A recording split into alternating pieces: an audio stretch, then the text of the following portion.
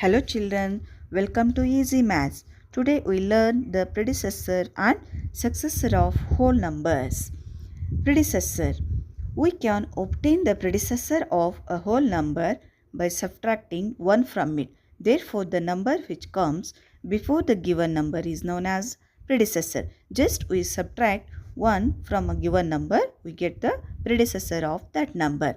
Example, 2 minus 1 equal to 1. Here 2 is the given number. We will subtract 1 from it. We get 1. 1 is the predecessor of 2.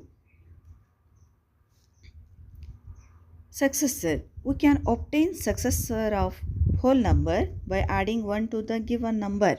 Therefore, the number which comes after the given number is known as successor. Number plus 1 equal to successor. We will just add 1 to the given number. We will get the successor of that number. Example, 1 plus 1 equal to 2. 1 is the given number. Here we will add 1 to that number. We will get 2. 2 is the successor of 1. Some more examples. 2 plus 1 equal to 3. 3 plus 1 equal to 4. 50 plus 1 equal to 51. 200 plus 1 equal to 201. These are the examples of successors.